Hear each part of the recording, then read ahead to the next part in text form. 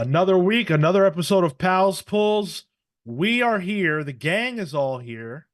We have Kale, What's up, hot dogs?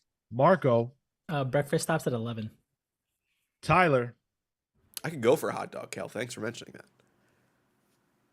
and I'm Sean. And we have six How many? Wow. different books that we're going to be talking about, plus one, actually. So I guess technically that's seven. But we've got Ultimate Black Panther #2. We've Nice. got Fall of the House of X #3. We've got Action Comics number 1063, the winner of the listener pick poll. Transformers #6, Napalm Lullaby #1, a new Rick Remender #1, a happy day for me, and the One Hand #2. So we've got a lot of books on the dock, and then the surprise book we're gonna do is Helen of Wyndhorn. Look at my cover, guys. It's foil. Well, the wording is foil. Oh Was it yeah. extra money? Ooh. So that was about No. $20.99. Ooh, No, it was actually the same price. wow, dark If horse. you must know. Yeah. I must know. Well, now you know. Oh, great. All right. Hello, chat. Welcome to the We- show. Thank We've you already guys got for people calling you out. 7 books out of Sean's 18. I will take it. I will take credit for one of them. I'm sorry, Sean. I know I'm trying to help you here, but I would have bought it regardless. okay, no- good. Then I have nothing yeah. to feel guilty about. Good to know. Yeah, why wouldn't I buy a new Tom King #1? Plus the added feature of Sean's stack. Yes, Atomic Count is absolutely right. 7 books for the show. So place your bets accordingly. That's all I'll say. Yep, that's all I'll say for now. Let's get into our first book of the night. Let's get into Ultimate Black Panther #2. It's written by Brian Hill, who we just had on the show a couple weeks ago. Brian joined us, and we talked a little Black Panther. Talked a lot of Black Panther. Art by Stefano Caselli. Colors by David Curiel. Letters by Corey Pettit. This issue, again, it picks up where the last one left off, which was, a terrorist attack on Wakanda that resulted in what appeared at the time to be the death of T'Challa's father. We now know, based on this issue, that that is confirmed. At least the characters in the story believe that that is the case. So it's really just their reaction to that, and do we go to war? Moon Knight, Ra and Khonshu, they have made their agenda very clear, and it's a matter of how to handle this. And heavy is the head that wears the crown. So T'Challa's weighing a lot of things out, and there's a lot of kingly hemming and hawing in this book. I've seen a lot of negative on this comic online. I've seen a lot of people being pretty upset. In the set from the perspective of they feel like it's been there, done that. A lot of people saying, I've read this or I've seen this, and there's nothing new under the sun here that Brian Edward Hill is putting out. And I disagree, but I want to hear someone else's opinion. This was pick of the week for me. I think it had adventure, had style. The narrative's clean. Panel construction's easy to follow. This was overall a good comic in its construction, and I think for me, from a story perspective, I'm curious that maybe we've seen it in the movie. The dad dies, and the king dies, and they have to do all this stuff. But I think for what's gonna sell it for me is the play on potentially invading Wakanda and kind of like the espionage aspect of it. That feels a little bit different, where maybe sometimes it's a little more full frontal just fighting. This is going to be a bit more maybe behind the scenes, some sleuthing, and love the inclusion at the end. So let's see where it goes. I like the potential maybe romantic tension.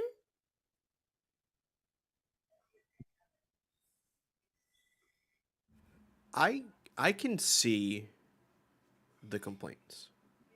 Like I wasn't tapped in on that knowledge, Sean. But I can see on paper how that might look how this might look a bit of the same. Like if you list out all the beats here of T'Chaka dying, Black Panther rising to power, kind of being a little bit of a, I don't want to say power hungry, but a little bit of a hard ruler, um, and Wakanda espionage in the background. Like, yeah, these are, I don't even want to say they're well worn story beats at this point, because we really haven't had that much Black Panther in the grand scheme of things. Um, but because he's had two movies, or at least Wakanda's had two movies, and since the first movie, there's been pretty consistently Black Panther comics. I can see how this might not be as revolutionary as, say, Ultimate X-Men was. But I think this is just solid comics. Like, this is just, like, I haven't really kept up with much of the Black Panther comics, so maybe it's just me, where this is, like, not, I guess, new to me. But this just feels like good, solid Marvel comics. It doesn't really even feel like Ultimate comics for me, and maybe that you can knock it on, because this could very well just be, 616 continuity, which I think is what Brian Hill kind of mentioned to you guys. He kind of wanted it to just be this recognizable character. Yeah. Yeah. In a world that's probably not as recognizable, And which I can see. and that was his big thing, right? Was trying to marry both of those worlds, because no one's gonna be happy with one or the other. You have to kind of bring them together. And uh, my dude doesn't look at the talk online. He's here to do and put out good work, and people take it as they will. And I think if people pick this up, they'll take it as this is, like you said, Tyler, good comics. My man had a whole section of the show where he talked about looking at what the conversation was online. For his like current book, like looking for where he's at. Um, so I sometimes I wonder what it is that people read comics for, or what it is they like think is going to happen. Like, so Marvel says, "Hey, we're doing Ultimates." And then, you think about, "Oh, wow, yeah, that's the same thing as the other Ultimates that they did, right? Like from the past." And when you look at that and you look at the way, certainly the way they started, never mind how they ended. Obviously, they had their own continuity. But when you look at where they started, what was so radically different about anything? Captain America was a Nothing. dick. That's about it. Oh, whoa, Cap was an American dude from the World War II. Like nothing was different. And so to me, everything at the time was a fresh coat of paint. Brian Bendis was doing basically amazing all over again for a modern audience. And to me, I don't think there's anything wrong with anything that's presented here. Yeah, okay, we've read it before, but like not really, because this is a different story by a different creator, with different characters. Yeah, the Wakandans that we know are still here. But what would you want? You wouldn't want them here? I just sort of don't understand what it is that people want. And of course, when they did Space Wakanda in mainline books, people didn't want that either. So, um, just talking about the merits of the book, this was an awesome comic book. This shit was awesome. You got the whole spiritual aspect with the Vodukhan, which I love, and I enjoyed so much how Brian talked on the show about, you know, marrying like a job that requires you, and a position that requires you to be hyper reasonable and rational, a king, right? Juxtaposed with, a religion or Oh, all right. Or Well, religion. Sean was having some internet issues, so we should probably just be wary of that. Yeah. Kale, what'd you think? I'm sort of in the middle with all this. I think I'm still sort of waiting for this book to kick into gear. Um, so to sort of pick up off of what Sean was saying, and I don't know what he was trying to say, but the beats with the Voodoo Khan for me are really what I was looking forward to. And it's good and it's weighty, and it's only 2 pages, but it like you feel the presence of that through the whole book. You know, and that's a feat, I think. I think that's really interesting. And I think It's what I funny. liked about the what was the name of the religious sect? Vodukon. Budokan. Yeah. What I liked about it was that it very much felt like that other sect that he was talking about in the interview. Like I wasn't in the interview, but like he would talk about how that in all kinds of governments, there's always this like there's this unknown hand sometimes that kind of controls things from the background. It you know, to kind of talk about the thing I'm currently can't get out of my head, Dune. It's the Bene Gesserit of Dune. These things exist. He mentioned like the Roman Empire had something similar. Okay, yeah. To kind of bring that in, I like that. I like how there are multiple sects of things that are controlling things from the background, and it's Game of Thronesy. You know, I feel like this is a big story that we're only just getting the very, very beginning of. Yeah. I think to the point on how it intertwines so well, for me, the rest of the issue, I was waiting for the woman in light, or like the person in light. And when the spy popped up, I'm like, oh, maybe there's going to be some Yeah. kind of like role reversal with the spy, because they're all covered in light, and somehow they're going to fall in love. There's a romance thing. And then at the end with Storm, you know, her being the preeminent person of light coming out, I'm like, damn, that was cool, because you had me sort of thinking one way, and then you sort of spun it. It was effective. You didn't expect it to be Storm? I didn't, honestly. Okay. Yeah, I would thought that she would stay relegated to Ultimate X-Men. Well, she was You in know, like the that first world. issue. Yeah. Yeah, she showed up in the first issue with Killmonger. But I mean, like, I don't know that she would persist. Oh, is this Chekhov's Storm? Yeah, I mean, she was introduced in the first issue. Like, I'll be surprised if she goes to Ultimate X-Men. Marco, we have White Storm in Ultimate X-Men, remember, or Japanese Storm. Oh yeah, that's right. Remember, we have McDonald's at home. Don't mention food to him. What do you guys I'm think suffering. about the art in this? This is Stefano Caselli on art. I know Sean and I are pretty big Caselli heads. As Sean fights his way through the internet right now, but I think it's incredible. I think it's, I mean, almost unimpeachable. I really like it. Yeah, lines are clean. I think the only thing that irks me a little bit are some of the colors. Oh, interesting. I really like the colors, especially Specifically, in this war room scene. I'm just looking at that one, and there's a moment where it's a zoom in on T'Challa, and you see his nose has a couple different kinds of like shades. There's this kind of glowy around his nose. That happens to a few characters throughout the issue, where there's this like additional layer of kind of like a filtered light that gets added on top. That I think the coloring could have been a little tighter on that, but that's a small gripe in comparison to the rest of it. Because I agree, that scene, the spy scene, the blue, the way it transitions between some of those work, but it's some small details in the facial structures that sometimes are a little off for me.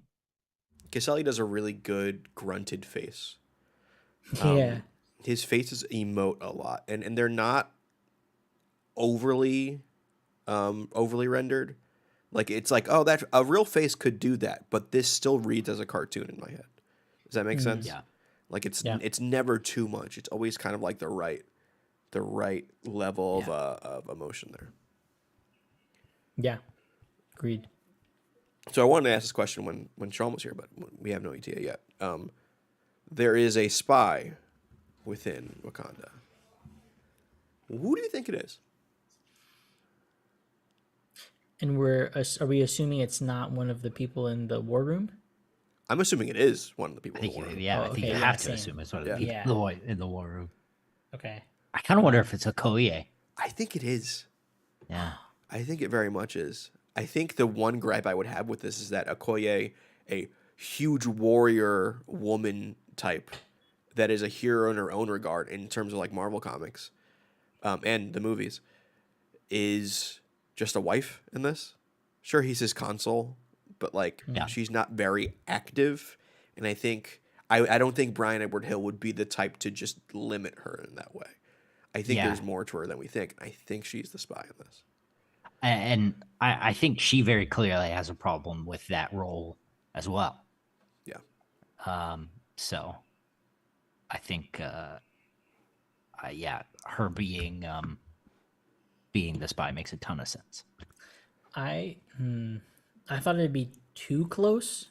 Like that's too close to the chest for me. I feel like I thought it would be Shuri, where she just has like some kind of end disagreement that she's just like, okay, it can't be. Like this can't. I can't agree with this on some moral ground or something like that. And so, Shuri would be the spy, like the sister as opposed to the wife. For me, made more sense. Hello, I've returned. They got me, guys. They got me. They were coming after Brian Edward Hill. But I'm back. Hopefully my internet stays stable. Yeah. Sean, who do you think the spy is in this? That's what we were at. I just wanted. Who you thinking a spy is? Who's the spy? You know, I don't know. I actually didn't spend too much time thinking about that.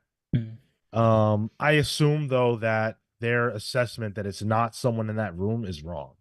So I'm sure whoever it is, it's someone there, and you know, I almost don't even think that the answer is going to be that interesting, to be honest. Really? Yeah. If Tyler and I are right, they're telegraphing it pretty hard. Who do you think it is? Shuri? We think it's Okoye. Okoye, yeah. Yeah. Well, right, because if he's going to end up with Storm, which is the implication of this issue, then that would make sense. I was kind of like, wait a second, are they setting her up to be the fall person here? Yeah. Not only that, I don't she's love not that. active otherwise. So that's the other reason I thought like Okoye needs to do something. Sure. Yeah, that makes sense. Yeah, definite pull. Did you guys feel resolved with the conversation? I think this is a good book that I'm excited to keep reading. It wasn't my pick of the week, but it was up there. Mostly because some of the books this week were just oof. But Yeah. it was up there. Yeah, I think I'm still trying to decide what I want for my pick of the week, but this was definitely the this might be my pick of the week just by virtue of this was the best thing we read this week.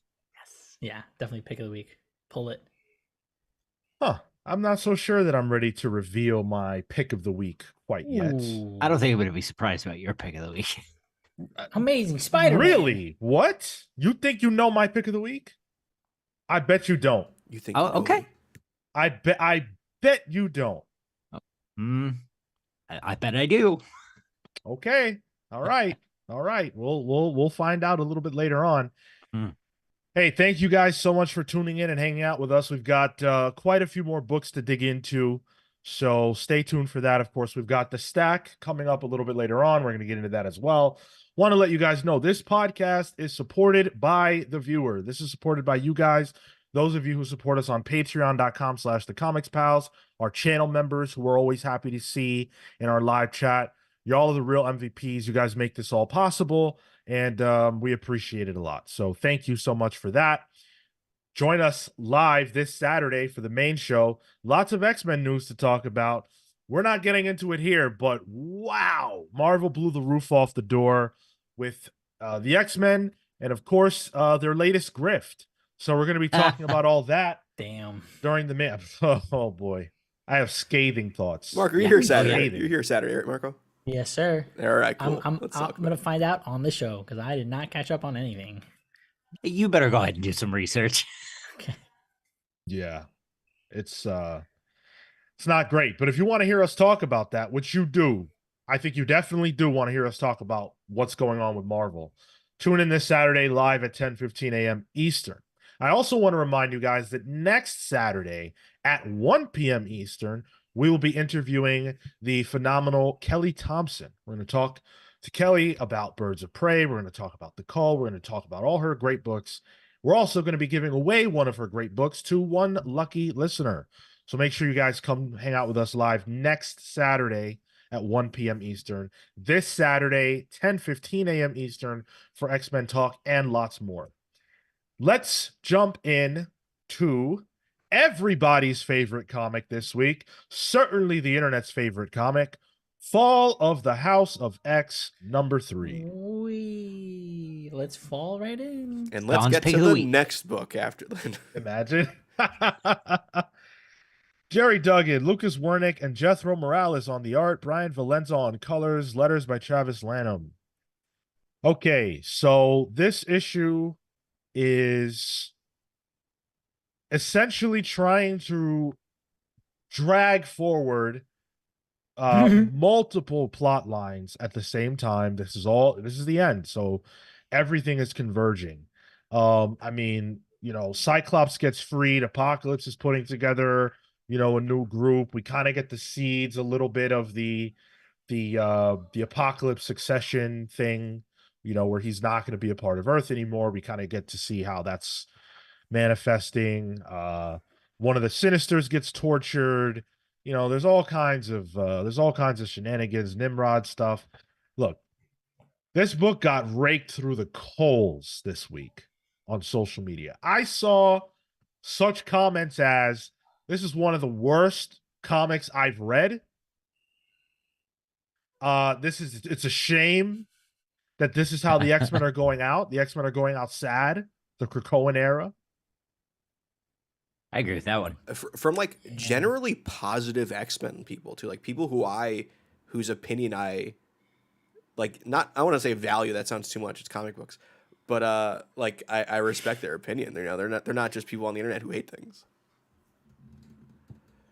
Neither am I, but I'll tell you this, Tyler, I did not like this comic book very much. Not very much. This miniseries, that's the correct word, right? Event, miniseries, whatever, yeah. Does not want to ever address what happened in the previous issue. It's twice now they've done that. I feel like I remember Colossus and Wolverine somehow making And the Brood and Polaris with her coffee. Oh, right. Damn, that's right. But and that would be, I don't know. I think that would be the problem is that there are so many threads happening. Every page is something completely different. Yep. So how could they possibly address everything? The X-Men, Rogue and her Rogue and crew, went to Araco and then went to space the next page and crossed swords with another installation in the middle of the sky, and then they pop out. And if you look at this panel, I defy you to tell me that this is what Apocalypse looks like in the face. That this is a face that is befitting of Apocalypse. I defy. Look at this panel. Is this not the cheese? Yeah. What happened, bro? He looked like a cartoon character. Like he looked like he's on his way fucking skipping. I mean, he technically is a cartoon character, but he was cheesing way too much. This issue just does too much. I think that it feels too unserious. It's just not serious. Emma Frost pulls out a flask after she, tortures and mind breaks one of the Sinister clones. And this is the second issue in a row in which one of these badass X-women has done something objectively cool and then killed the coolness by pulling out a beverage. It's a bit. It's a corny, lame bit. Why are there bits happening at the end of everything that's going on? I mean, I have whiplash. The thing that bothered me off like the first page was the size of Krakoa as a tree has been so inconsistent throughout the course of this and the past couple issues that have been dealing with the fall of it. Sometimes he's kaiju sized, sometimes he's small, sometimes he's like this. Um, and I'm looking through the art. I'm like, wait, what's going on here? Why is it getting dragged? Like, I jump in. I'm immediately confronted with questions more than I am in enjoyment of the book. Yeah, totally. So, like, I know this team of creators can do a better book. They've done X-Men that's better.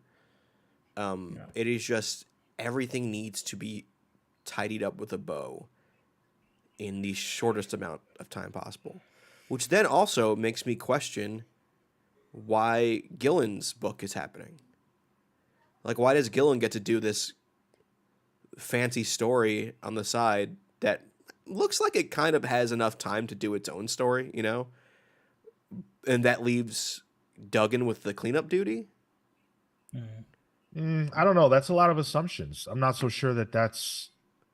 I'm not so sure that Duggan is playing cleanup duty and Gillen is not. This is until we have more factual evidence. These are just the stories that are being presented. This feels rushed, but I don't know that it's because of time, because he's been writing X-Men and Iron Man, which both are dealing with all this stuff. So he's working just as much in the space as Gillen is. Yeah, but he's also Yeah. like cleaning up the X-Men Red stuff with Araco and all that. Like, he has to handle that plot point too. But Gillen is dealing with the future. And also Ewing is doing And he's the yeah. Magneto Ewing's still stuff. doing his stuff. So Yeah. Yeah, they only went to Araco for one beat. And this is just look, I'm not ready to give anybody any grace because we don't know the particulars. All I know is that 1 year ago, well, it was less than a year ago, to be fair, but it certainly wasn't that much longer than 1 year ago, where we were told that Tom Brevoort was taking over. So that's a decent amount of time. And I have read comic books about Mystique and Destiny's Love. I have read comic books about Dead X-Men that no one cares about. I have read every X-Men comic that they've tried to put in my face. And none of those seem that concerned with driving the story forward. And then all of a sudden, now we're racing to the finish line. They were traipsing around Krakoa for all these fucking years, wasting my time and money. And now when it matters and we're trying to get this whole thing done with, I'm reading about fucking someone who's, what did this fool say? This dude that Apocalypse was talking to? He says Apocalypse says to the group, Wolfer. I am Wolfer of Chicago. Now let's go get that W. Yo, word, that's right. Is that funny? It's a Fortnite Kid Mutant. Did you catch this unhinged shit? Kitty puts her hand through Sinister's head. Oh yeah. And what does she say? What does he say? Unhand me. Yeah, and she's somehow able to pull out a blocker, a psychic blocker from his brain. How did she see that? Oh my god! I didn't even hate that. I thought that was a cool sleight of hand trick. That joke personally offended me. What? You think unhand me was a pun? Absolutely, I do. 1,001,000,000%. If you fight me on that, I'll fight you. All right, no comments then. I was trying to get that W. Yeah, it's just like rushed is one thing, but a script that just doesn't feel there is another. And the art has some problems too.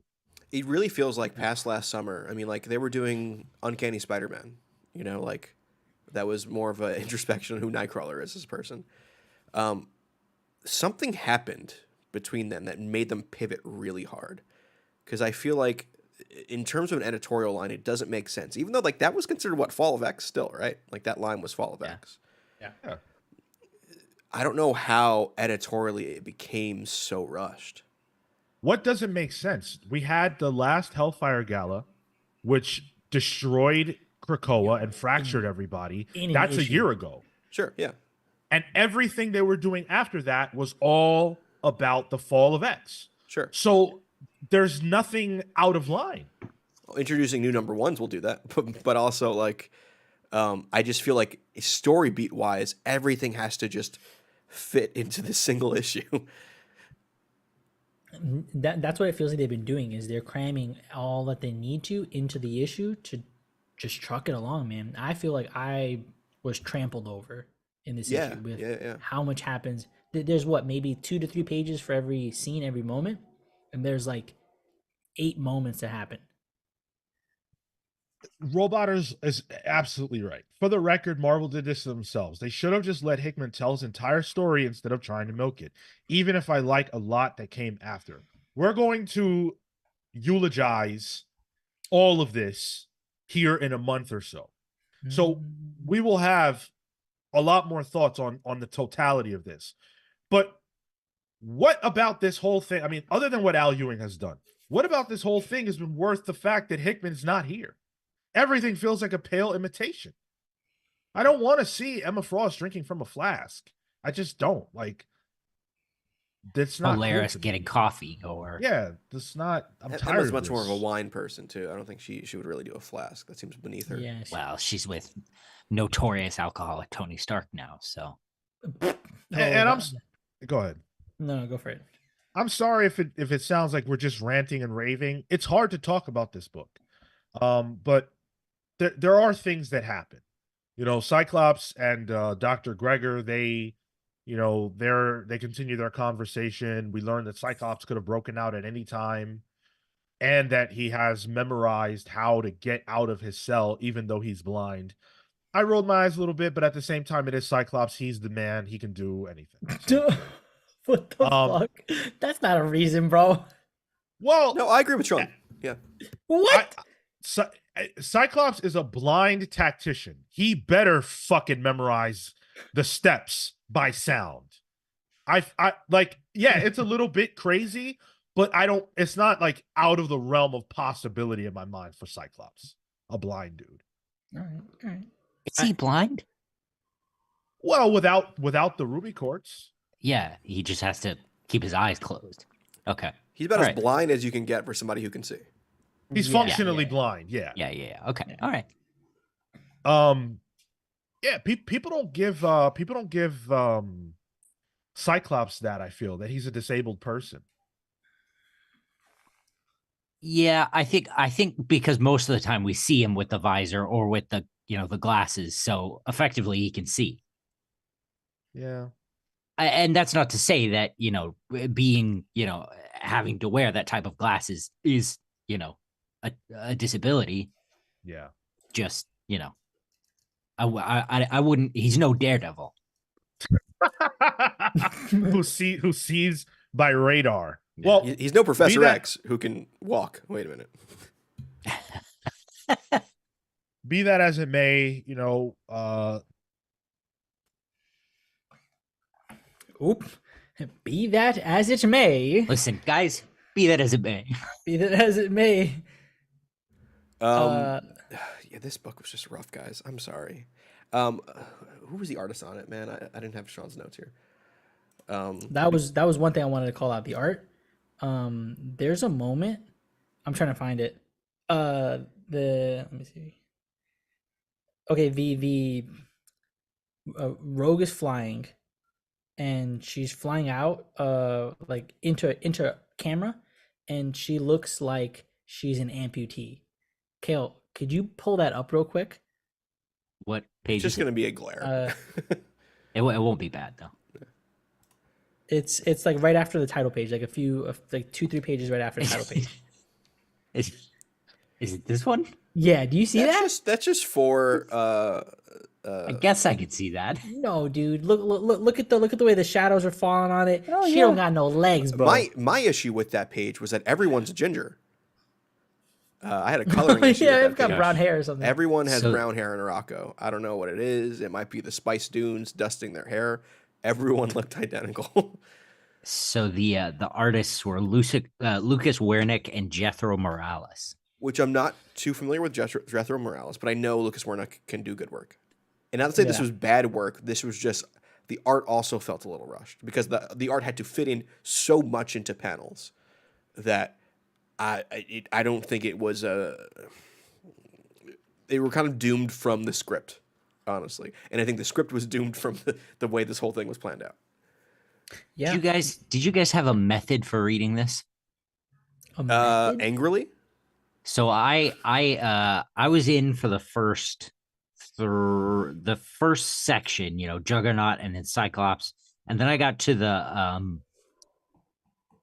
the credits page, and I started reading it, and I went, yeah, fuck this, and it's just like I basically just like glazed over just about everything, and at this point, I'm just trying to keep track of who's doing what.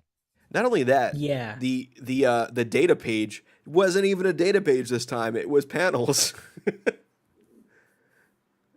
Oh, that's right. Oh, the black and white with Yeah, Destiny. they just Oh, gave up yeah. on what the data page is supposed to be. Like that was also rushed. We're like, well, we need a data page, but we still need to fit more panels into this book.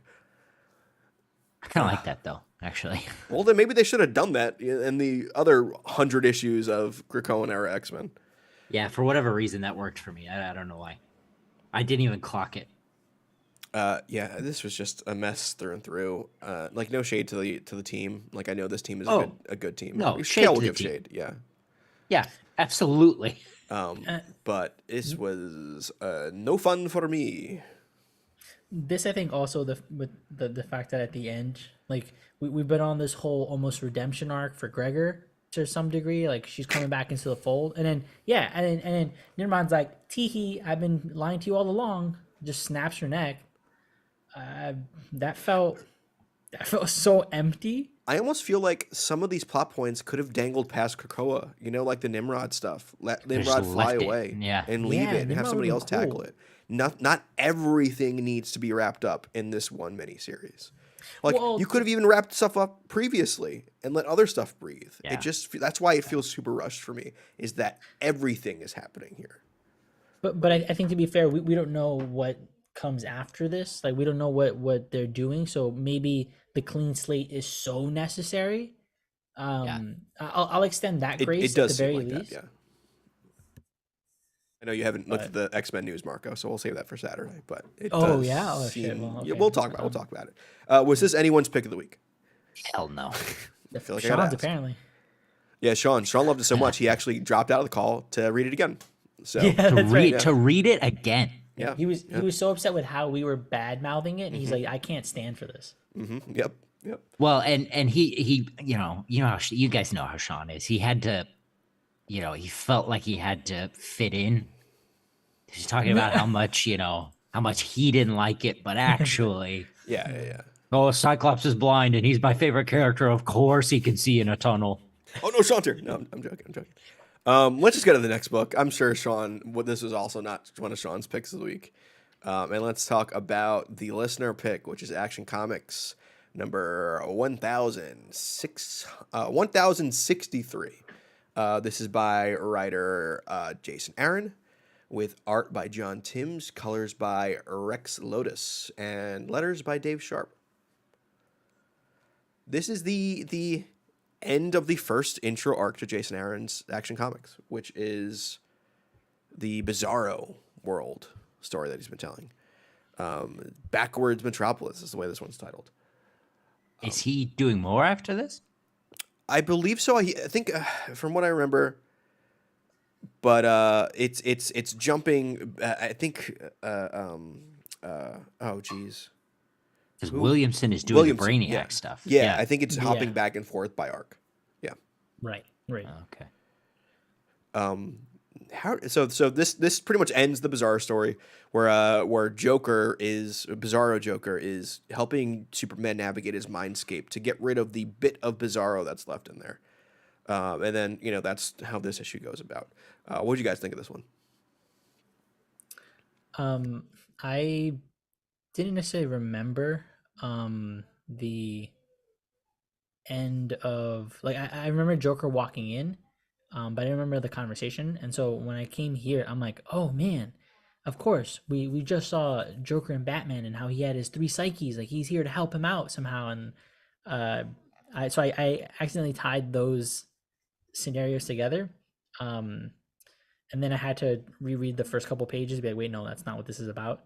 Um, I thought that the premise of navigating the mindscape was interesting and fun. It seems super Superman-y and from like stuff in days past, Silver Age things. It's wacky.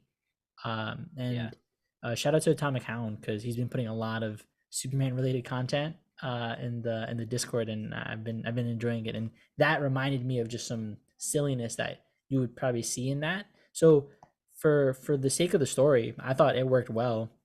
I'm just not interested in the arc. Bizarro isn't compelling to me, and this situation hasn't been compelling. So I don't know that I'm uh, a well constructed comic, but I don't know that I got as much enjoyment as I probably could have if I was a bit more invested into this issue.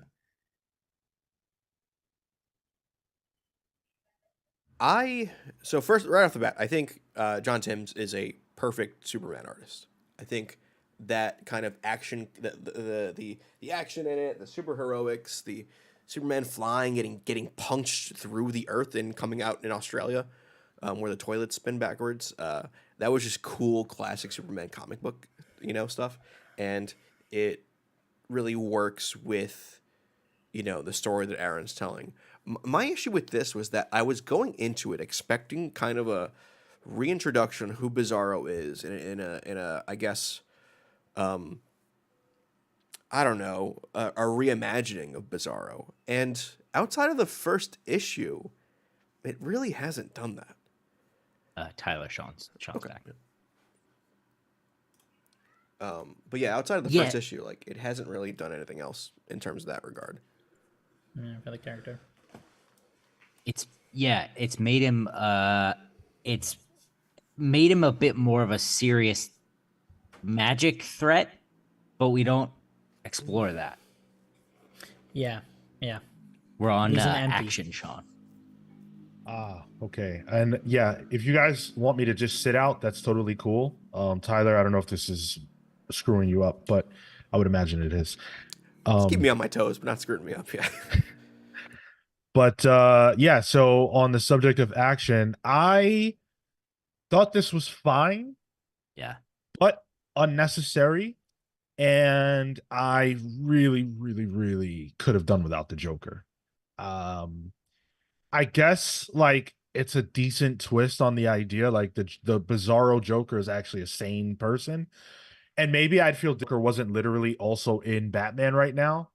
But between that and the fact that he's here with Superman, which I don't care for, just a lot of Joker. And I could have done without all that. See, I was confused. I thought that was Bizarro Joker, not Joker turned into a Bizarro being. No, it is Bizarro Joker. No, that's just a Joker.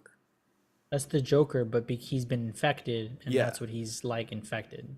Yeah. So he's Bizarro Joker. I thought it was from Bizarro World, like the Joker from Bizarro World. Oh, no. So that I was like, whoa, okay, let me gain my bearing here. I was a little, that caught me off guard. And also go ahead, Kill. I think the fact for me is I don't feel like he served enough narrative purpose to justify him being there. Agreed. He's a therapist. Yeah. Like it's there for someone to talk to, for Superman to talk to. And I feel like there are a lot of characters that exist that he could talk to. For like, this is a 3-issue arc. So obviously Aaron doesn't have a ton of room to do all the things he might have wanted. But even with this only being 3 issues, this felt really thin. And it strikes as the kind of thing where they said to Aaron, which I feel like I read that he didn't have a solid desire to write action, but they wanted him to. So he approached with a concept, and that's what this is. And this feels like that. This feels like, I need a pitch. Oh, Bizarro Earth. Let's do it. And I mean that's fine, but this arc didn't do a lot for me on any level. I do want to just comment on the art. the jagged nature of the lines was a bit off-putting for me, and I had this same issue when Hester was on the book a few arcs back. Like there's something about the blockiness and the not um the lack of curves that makes him feel kind of just like statuesque. There's still elements of movement, I think, in the way that things around him, like the say lightning in certain moments or the cape floats. But I'm not a fan of how jagged this guy is. He doesn't look um human, or he doesn't look like he has texture to him. Just looks like stone. I can see that. I think I was more in love with the art in the first issue. But I think everything about this kind of was really cool in the first issue and then not as cool as we went along. I'm very ready for this to be over, and it is, so that's good. Yeah, it fizzled for me. I think it was a fizzling arc for me. Like when it was first, like, oh, Bizarro was going to be this magic alternative to Superman. What's more opposite for Superman than magic? I was like, all right, that's interesting, and nothing came of it. Yeah. I pass. Like, I had fun with it, so if you are, happy to read something a little frivolous, that's cool. I think Aaron does a fine job, and everybody involved does a fine job. But coming off of Philip Kennedy Johnson and all the good stuff that he did, this feels like a step down, only because it's not like Aaron is planting his flag. He didn't have time to do much. So we'll see what Williamson brings to the table with the House of Brainiac. But for this arc, unless you really are hungry for like a Bizarro story, this is passable. Pass. Yeah. It's fun, but Next time, listener pick. oh, right. Yes, thank you for saying that. This was the listener pick. And So I wanted to say on that subject, of course, you guys can vote in the listener pick poll, which is up right now. Did you guys lose me? No, you're here. No. Okay. You guys did a lot of voting last week. I'd love to see the number go up even higher. But yeah, Action won by 6%. This week, we have two big two books and two indie books going head to head. We've got, and right now it's a landslide. Web of Spider-Man #1 at 21%.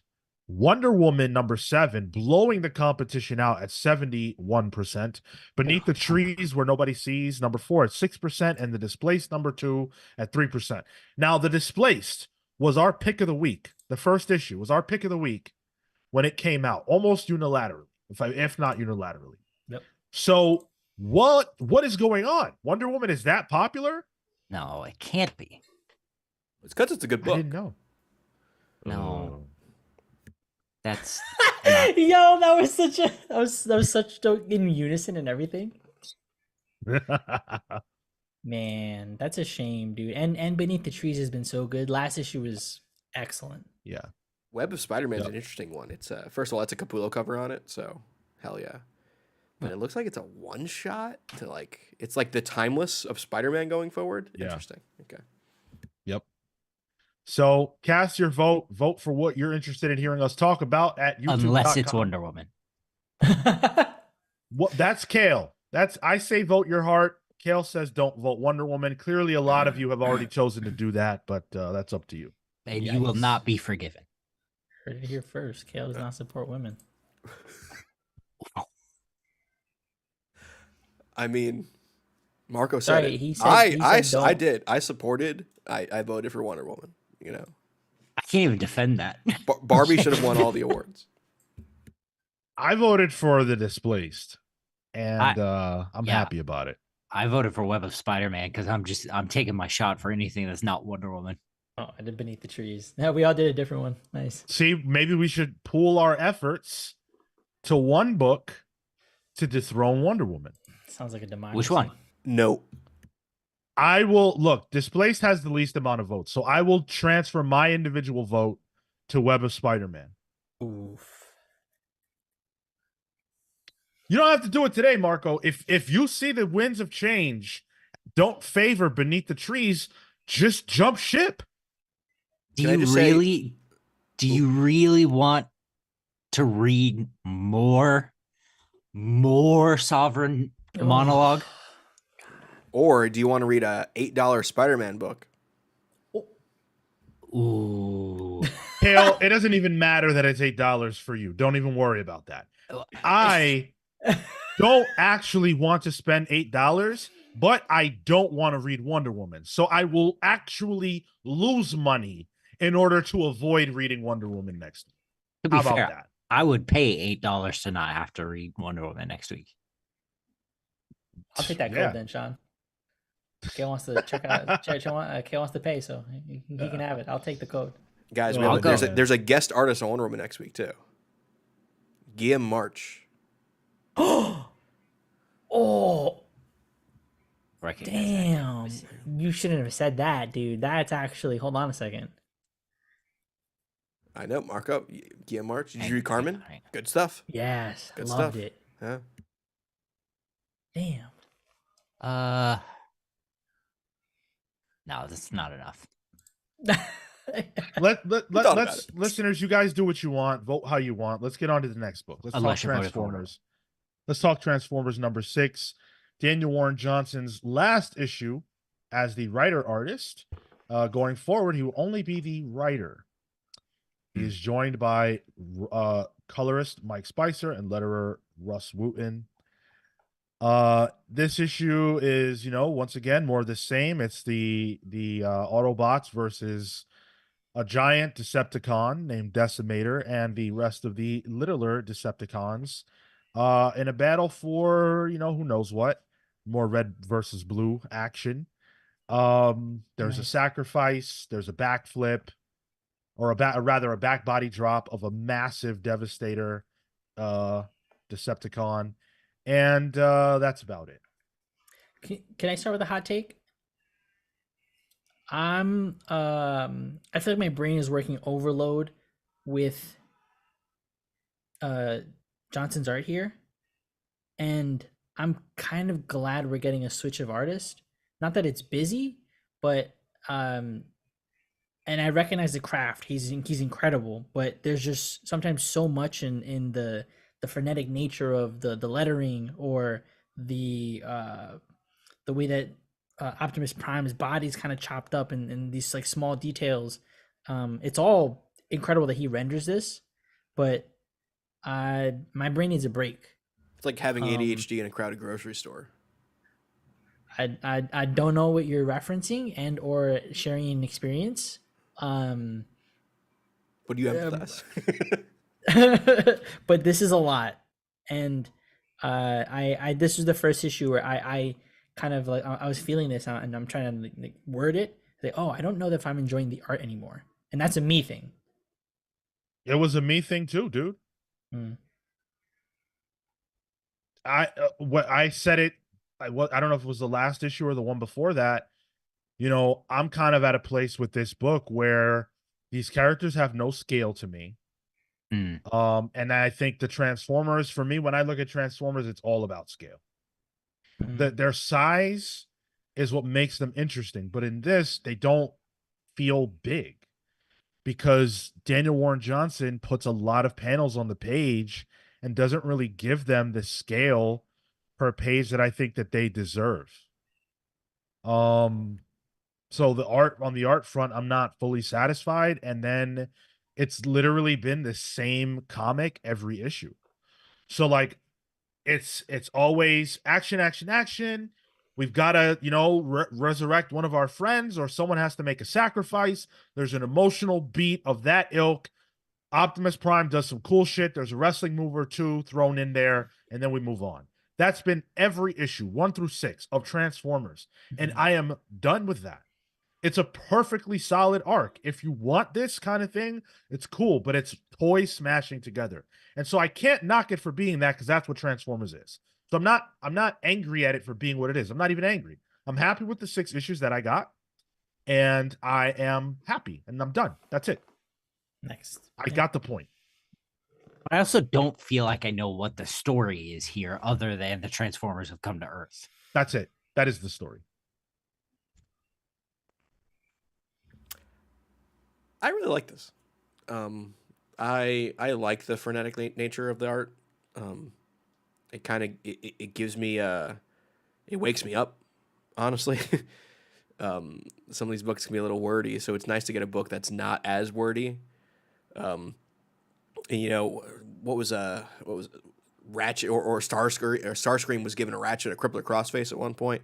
Like for me, stuff like that, like it's just like I don't get enough of that in comics. I think I read this after fall of House of X too, so like it was a good palate Oh well, cleanser you in just that like regard. anything after reading that. But it is simple, and I think Sean, the way you describe it, like how every issue is kind of the same beats, I don't disagree with, but I think those beats are very simple, and that's refreshing for me. I think things can get overwritten sometimes, and especially when and I've read other Transformers books where like I felt like it was overwritten because it's trying to tap into the lore of Transformers way too much to the point where like me, a very casual Transformers fan, feels left out because I don't know all that shit. This is very bare bones, and I like that about that. I am excited to see what Jorge Corona will do. And I'm also excited to hopefully get some forward momentum going. I hope the story rolls out as well, and we actually find out what the actual, I don't know, MO of this series is. Because I don't really think we have that. I agree. It's are they refugees? Like, is this the story that we're going to tell? Are they going to tie into the larger Energon universe and what's happening in Duke and what's happening in Cobra Commander? I don't know. So I'm excited to see what goes on there because it feels like the GI Joe side of the Energon universe is getting a lot more play, especially with all the other announced titles that we've gotten. So I do want to see a little more here. Tyler, to what you were saying about like I guess the more simple nature of the storytelling, like the more straightforward, I guess, storytelling. I think as you were saying that, I feel like there's an element of that's what I'm expecting. That's what I would imagine the book would be at a surface level, and I sort of maybe expected Daniel Warren Johnson to dig deeper. Like I know he can, and I know he can do it well within the confines of a story like that, and I'm not getting that. So not to say you're wrong or I disagree, but I think that's what I'm hung up on at the moment with this arc. And I And think the key thing we saw that. Sorry, we saw that great moment in issue 2 that we all were just like, this is Yeah. incredible. This is Optimus Prime at his peak.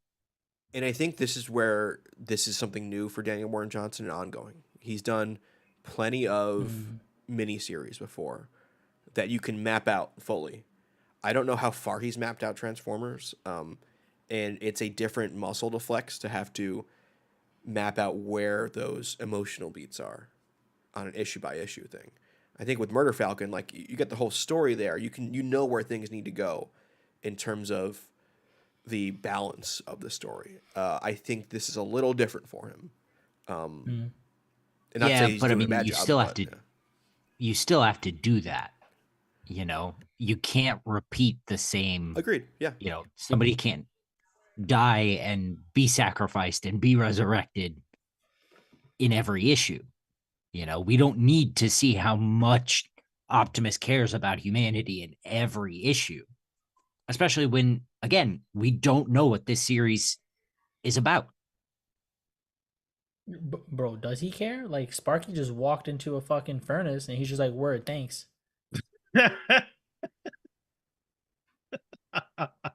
Your sacrifice will not be in vain. Like, Yeah, all right. like, Do you guys like, hear? But I'm here. Do you hear the Optimus voice when you read it too? Yeah, From the sure. movie. Yeah. Yeah, it's so iconic. I don't usually hear voices, but I hear Optimus Prime here, and like that was kind of funny to me. Like that was, I agree, that was supposed to be an emotional beat, and it's just like, all right, charge back up, let's fuck up Devastator. But again, we've seen that so many times. Like it didn't make a difference. He's been Optimus Prime, I feel like, has been down and out and then charged up at some point with some new object or weapon or Yeah. like it's happened like 3 times already. This is the AEW comics, all these false finishes. They just keep doing the same thing, and it's like, man, I'm a big fan of Daniel Warren Johnson, as we all are. All the stuff that I've seen has been great. So I know what the dude is capable of, and this feels under that. And so that's why I'm frustrated. I'm not a fan of this kind of comic by and large. And if it wasn't for the creative team, I'd be a lot harsher. But there is good work here and it is fun, which is why I say if you're a fan of Transformers, perfect tight 6 issues for you. Have at it. I'm sure this is deeper than a lot of other Transformers comics and a lot better drawn and a lot more coherent, in certain ways. I'm sure this is a step up, but I just feel like, Beta Ray Bill and Dual Power Bomb were more impactful and more interesting, quite frankly. Yeah, agreed. Yo, Carly got that cake though. Who? The girl. You're looking at girls? We got hot robots here, man. Yeah, man, we got RC. What are you talking about? See the Oh, man. motivator on that one? I don't know. I don't know how to cat Motivator? call a transformer. Jeez. Atomic Hound says, did anyone else see the blurb that Energon Universe has sold 1 million copies in 9 months? That doesn't surprise me because Void Rivals #1 did phenomenal and Transformers #1 did amazing as well. Those two #1s alone probably account for, I don't know, maybe a third of that. I always get wary when it comes to like pumping out numbers like that because I'm like, all right, where was the mystery box that had a whole bunch of these? What promotion gave out a whole bunch of these for free? Like that always. Tyler, is your engine light on? Because I can't stop checking you out. Oh, that reminds me. I need to put air into my tires. Thank you, Marco. All right. Pull. This was a good series, a good enough first arc. I'm not over the moon about it, but I think Tyler highlighted enough cool things that do exist that, if you're an action heavy reader, there's nothing wrong with this. Yeah. Yep. I'm gonna pass. I think the first 2 issues conceptualize exactly what you need to know about the Transformers and about Optimus Prime. And the art is dope. You're gonna see a lot of the same stuff, to be honest, in the next 6 issues. So 2 is great. Tyler, of course, is a pull. Yeah, it's a pull for me. It might be my pick of the week. I'm still mulling things over. I'm wishy-washy. I'll get it by the end of the show, though. All right. Quick reminder to all of you wonderful humans that are watching us right now. Smash the like button. Thank you for hanging out with us. We appreciate you being here, spending your Thursday night with us. That is so awesome. What's up to Kingdom of Nerds? Check out Kingdom of Nerds YouTube channel. Thank you for being a channel member. Uncaged, I want to say hello to you. He says, you say, hey, bot, hey, when you catcall a Transformer. Hey, bot, hey. Chillmonger, what's up, Chill? Check out his channel as well. He says, the only thing Daniel Warren Johnson is mapping out is where he'll have a stink face.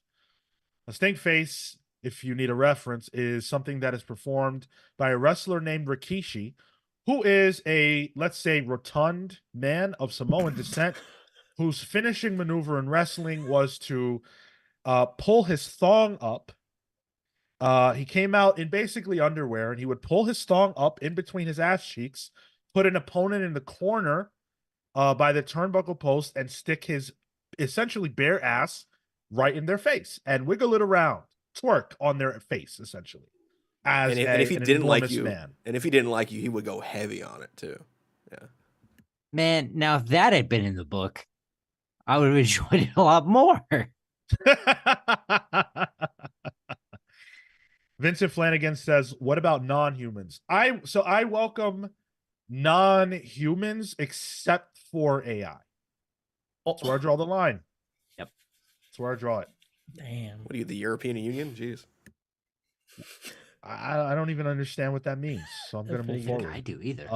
They passed some laws. Okay. Yeah. Let's talk about Napalm Lullaby #1. This is by Rick Remender with art by Bengal, letters by Russ Wooten. Familiar creative team, of course. They did 7 to Eternity together, I believe. No, they did Death and Glory. That one, yeah, the driving car one, yeah. Yeah. Bengal put his whole ass into that series. So this was a very interesting book, and I feel like Rick's number ones have been they've been interesting, and I'm not all the way sure how I feel about this, but I do want to talk through it with you guys. So essentially, what I got out of this, because Rick isn't holding anybody's hand anymore. He's made it clear he's done with all that shit. So what I got out of this is that there is a religion or a cult um called Grolic or something like that. Yeah. And some people who are in that find a baby that is very, very powerful. I got Superman vibes, of course, Kal-El vibes from that scene. And then we jump forward, many decades, I think it's 50 years down the road, and the world is altered. And it appears like this cult now is a dominant force. And they have established the rule of law here. And it seems like they've used the power that this child has or something like that in order to garner more power, although I don't know if that's explicit. Um, and then there's a nude pixie girl. Nice shout out. Glow car. Thank Glow car. Man, first thing, I thought this was the skateboarding book that Rick Remender's coming out with first. When I saw it on the list, I was like, oh yeah, that skateboarding book. I'm excited for it. It's not that one. And I had trouble with this one, if I'm being honest. Um, I I read the issue, and first off, Bengal art is insane. I first came across Bengal. He did a Overwatch Tracer comic for Dark Horse. And I was like, "Yo, what?" Ooh, like, is that him? like Wow. you have to get like the kineticism of Tracer, which is a character who can zip around real fast. Yeah. And he managed to do it in a static page. I was like, "All right, who the hell is this guy?" I'm in for whatever Bengal's doing. So this is a lot of that. There's some really cool scenes with like these like little mech suit, almost like TVA member soldiers and stuff. And there's some really good stuff there. Story wise, I don't know what happened. This is one of those books where it's like, yeah, everything Sean said, like I caught most of that, but I'm not sure I enjoyed it. It it was a little too much for me. I tried reading the back matter to explain where Rick Remender kind of explains, the idea of what he was going for here. And I glazed over the back matter halfway through. For me, like just personally, like it was a little too heady for me. And I wasn't suckered into the world or the characters. I didn't know these two were brothers and sisters until I read the back matter, Yeah. Yeah, it was too much for me. With Remender, he has such an output that there's always one or two that I just don't really click with, and I think this is one of them. I don't think the back matter connects too well with the front matter. I after I read the back of it, I kind of like spot checked moments in the book, and I can understand the very surface level ideas. He always discusses inequality in his works. Religion plays a factor, and so those markers were there, but I didn't think that enough happened to engage me in the book. The first sequence with the farmer and the aliens and all that kind of stuff, that was cool. And I appreciate that they jumped 50 years as opposed to like when he's a kid, or like this is presumably that baby ages up to a degree that 50 years is enough. And so I like that that's a jump, because that gives enough time to change the world, and you can see how rapidly that happens. So I think the world building was there, but I don't know if I found it immediately interesting. And I'm frustrated by that, because I've found all of the other world building that he's done in other books to be fascinating. And this, I think I need a little bit more time to adjust to what he might want to say or show us in this series. And I'm okay with not knowing yet what the end goal is. Those halos were cool. Some of the designs here were cool, but I'm okay to see where it goes. But I might just be giving it like another issue. Go ahead, Kill. I think I'm over issue ones, and maybe specifically Rick Remender issue ones, because I don't feel like I ever get enough. Like I don't think enough is given to me to be able to make a judgment about whether it's good or not. And that's obviously the point of issue one is to get you to the issue two. But I don't know. I didn't particularly feel like I feel like there are two separate stories here, and I don't feel like the first part is connected to the second part at all. It is obviously, but I didn't find enough in the second part to connect it to the first part, other than the word Glowcore, and that wasn't enough. Like what is here? What do I care about? The old couple's not there. I don't even get a glimpse at what the baby becomes. And then the story with the brother and sister was clever and it was cool. But it felt I don't know, it felt very and I know it will be added onto, but for this issue, their overall objective feels well trod. They've got to escape and they've got to get to the gate so they can get somewhere else. All right. Well, that's fine. I mean, I don't take that as like. I'm just saying that's not enough for me to get to the next issue. Oh, okay. Yeah, I enjoyed this. Rick Remender number ones it's become a thing where I almost don't even pay attention to them fully. Like I read them, I enjoy them or don't. But I'm saying I don't put that much stock into them. I don't put much stock into my feelings because most of the time he needs a little bit more time. So for me, this is an artist showcase, and Bengal does a great job. Bengal is phenomenal. And everything else will kind of put itself together. I like the pieces that Rick Remender lays down here, but there's not a lot to grasp onto. And that's just something that I feel like Rick's at the point in his career where he doesn't need to write an issue one that's going to draw people in because his fans already know what it is. I feel like Rick's audience is prepared to go the long haul. And so for me, I know how I felt about the Sacrificers at issue 1 and then issue 6. I know how I felt about Righteous Thirst for Vengeance at issue 1 and then issue 8. I did not like that comic book at all. Yeah. And then it became one of my favorites. So I can't say I like this here fine. The bones of this are good. I enjoyed it well enough.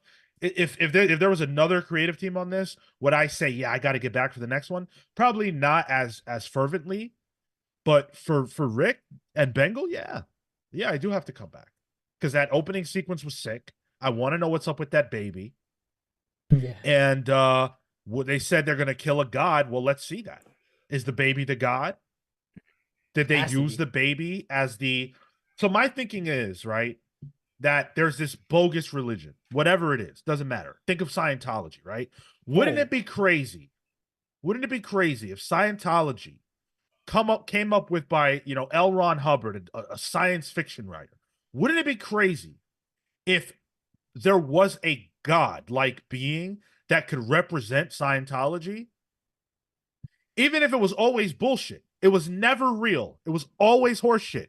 But then by the stroke of luck, L. Ron Hubbard encounters a being that he can take and train and make become the representative of this religion to say, hey, we told you it's real. Look at these powers. I kind of take offense to you thinking Thetans aren't real, Sean. Yeah, or that Zimu is not one of the warlords and leaders there. Walk all over that. Woof. Jesus Christ. No, I definitely take your point. I think that is cool. But I would have loved to have seen that. Here's my answer, Sean, because I think I agree that in Remender we trust at this point most of the time. Yeah. But like his stuff that I loved, Black Science, Fear Agent, Deadly Class, those all had number ones that hooked me immediately. 10 years And ago. I know, but like just because he has a fan base doesn't mean he can't try and write that cool, awesome piece of an issue one. I don't think that he's in that place anymore. I think any writer will tell you how much it sucks having to write issue ones. And I think Rick 10 years ago when he left Marvel was trying to create something. Giant Generator wasn't a thing. And he put out Low and he put out Deadly Class and Black Science and Fear Agent and all these books. Fear Agent was before that, but the point is that he needed to make an audience out of essentially nothing, out of the people who liked him from Marvel. And now those people are all still with him enough that Giant Generator is a legitimate publishing arm of Image. And he's saying, hey, if you guys like me and you like what I do, then trust me. And I feel like that's not dissimilar from what Grant Morrison says. I don't understand half of the freaking issue ones that I read from Grant, but somehow you get there. And Batman was very commercial, but then it wasn't, right? He got us into commercial space and then he flipped it and made it very weird, but we're all on hook because we know what Grant does. And I think Rick is essentially demanding that same respect, but that's not going to work for everyone. I think you bring in Righteous Thirst for Vengeance is good because that makes me, because I was kind of in the same boat with you. I was like, what is this? What is he doing here? This is a little weird. But I loved that series. I thought that was that is, as a trade, a phenomenal read. So maybe I can kind of give him a little rope here. But sometimes I just want a really good number one, and Render's one of my favorite artists. So maybe I just missed something that the creator is not in the space to give me. On this one, Yeah. Sure, yeah. I'm still hoping for that skateboarding book to kind of hook me in issue one, but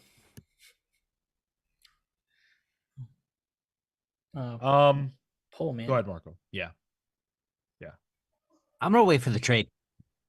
Ooh. I like Remender enough that him coming out with a new title is enough to pique my interest,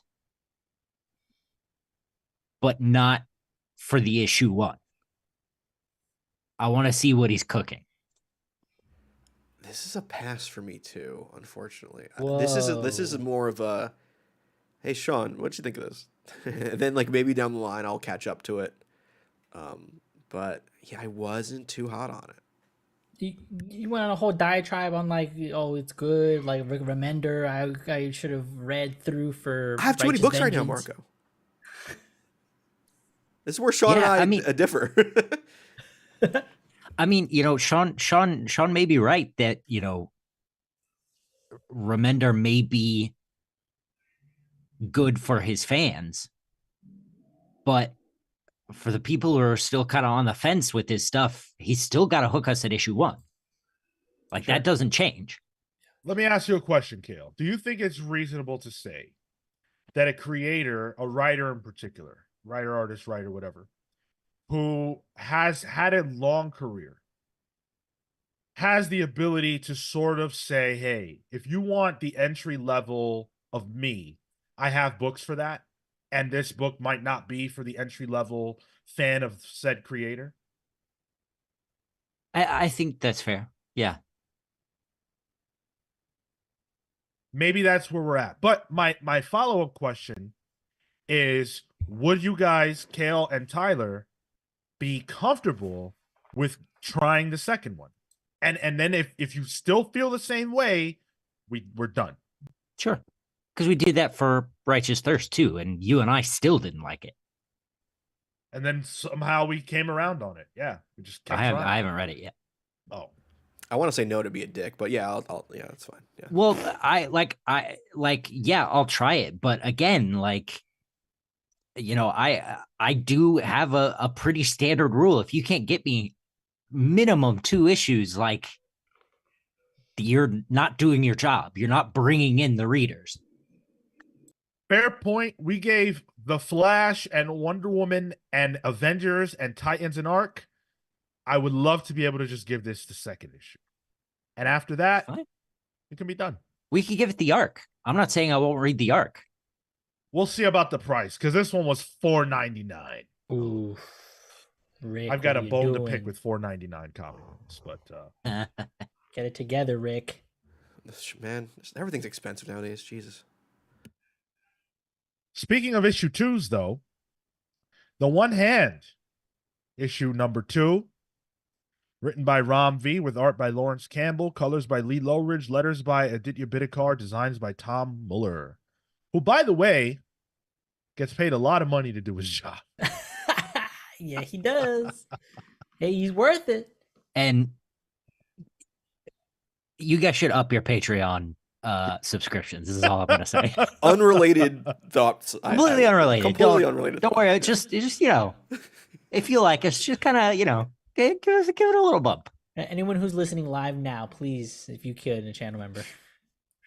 Now, I'm gonna break this issue down, by scene or whatever. Give you guys the overrun of it in a moment.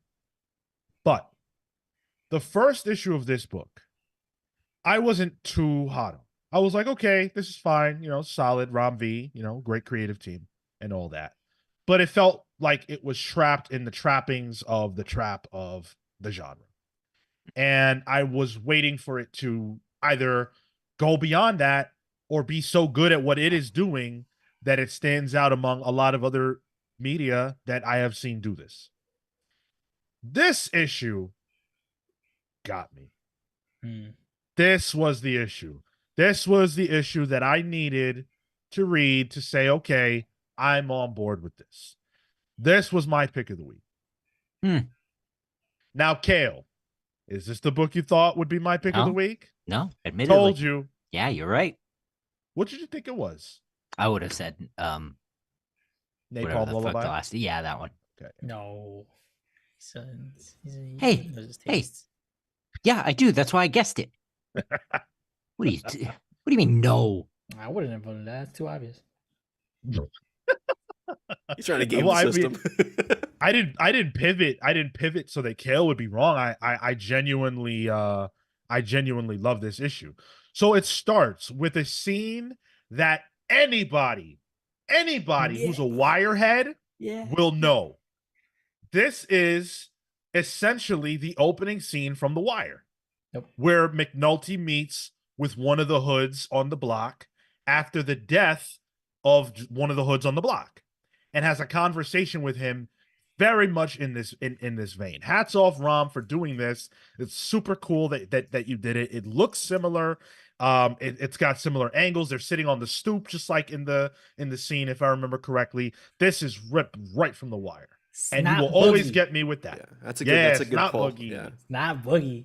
Yup. What was he doing? We gang up on him. We beat him up. That's it. Beat him up. We beat him up. Except this one, the guy was immolated, but a little different. Well, Dan says Omar coming. And I don't get that reference, but I'm glad you guys do, and you're having a good time. Okay. So once I opened up on that, I was already like, oh shit, okay. And then we dig a little bit deeper, and I feel like beyond the first issue, this got super interesting. There's this scene where they go and visit the victim's wife, and she, she's all tears and cigs, and she's crying these tears, or so it appears. But then she's also very sexy and seductive, and you can tell that there's something underneath that. And then Ram V has his character, Detective Nasser, just cut right through the tension and ask the question that anyone would want to ask but won't, or might not even think of. But he's a detective. He says, did you even love this guy? Yeah. Good. And I just love that. From the guy whose only sexual relationship is with a fucking robot. He's asking this woman, "Did you even love your husband?" I love it. I love it. Then go ahead. No, finish. Then he goes to this gallery, the art gallery, to try and find the remains of his sex robot. And this was an incredible scene too. He's seeing, the one hand everywhere. Then there's the big image of well, I guess this is of like the news reports and things like that. It's like this dude cannot escape this damn crime. And it's the same crime he's been solving almost his entire time as a detective. It's almost like being a cop or being a detective, the same shit happens to you over and over again. Like time is a flat circle. What hooked me on this, and this is my pick of the week too. I think I'm sold on it. Was when we get to the art gala thing, which is exactly what we read in Six Fingers. It's the same setting, and that's where I start seeing the layout of what this book is. And it's Six Fingers, right? That's what it's called. Yeah. The other book, yeah. When he bumps into the detective from issue 1, like seeing those interconnected pieces that don't like on their own stand alone, but you just get so much more out of it having read the other book. And I don't remember the last time I read something like that, and that's really fascinating for me. And it's into like this noir crime story that's just like my bread and butter when it comes to comics. Yeah, this is just my jam. I really like this a lot. Dude, this scene right here where Nasser goes to the gala and it's just there's no dialogue at all. It's just him sort of taking in the scene, looking around, seeing all this stuff. I felt like I was there. Like I felt like I could hear the scene. They did such an amazing job of setting the table for that. And I'm feeling his paranoia. He sees the fucking hands all over the place. People looking around, they're oblivious to the fact that, there's some real shit going down in this town. Like it's just such a good scene. And that double page spread is phenomenal. What I really liked about that scene too, and the way it was the panel layout was, it's little panels here and there where I didn't know whether to feel paranoid, like I was having a panic attack, or I was just in the POV of a detective that's trying to take in everything as quickly as possible. And maybe it's all three.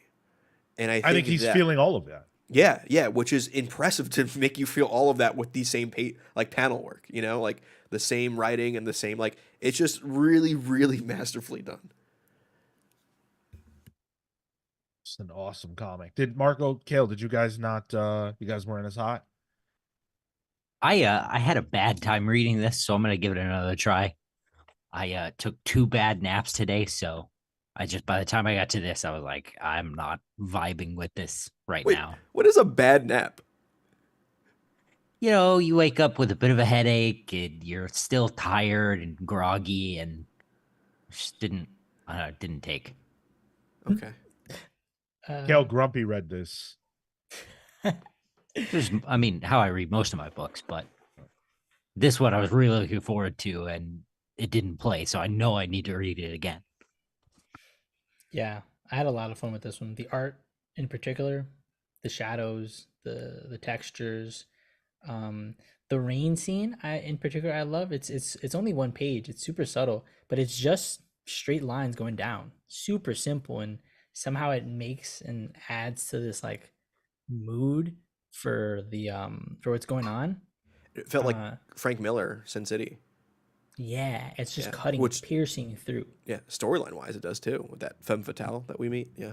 Yeah, and I think also the call out on the interview with the wife, and there's a sequence of panels where it's almost a 9 panel grid, but the bottom one is just an elongated panel there, and the way her face transforms in 3 panels, super subtle, so well done. There's a lot of just evocative nature to the way that he renders people, and I think that's what lends to that feeling you guys were talking about later, where it feels dizzying is because you can see it on his face. You can see the experience of the emotion, and amplified by the quick cuts of panel, thin panel, thicker panel, thin, right? Like it balances out a lot. I think this was so good. This was one of my favorite Rom V comics ever. This individual issue. Dang. Yeah. That's wild because of how much you didn't like the last one. I wasn't hot on it, but like I think the same way you said you're tired of issue ones, I think I am too in a lot of ways. There's a very specific issue one that I want. And if I can't get that, then I'm just not happy. I will pout about it. And so I didn't get that, but that's okay. And then this one blew me away. You know, it's a long game with writing, and I'm going to make sure that I give a creative team like this certainly more rope. And it wouldn't be a service to the audience to not cover this. So I'm glad we did. This is a fucking awesome book, and I highly recommend it. Novel concept too. So I'm glad that we're going to be reporting on it or reviewing it. As long as you guys are into it, I'm digging it, dude. Yeah. take of the week.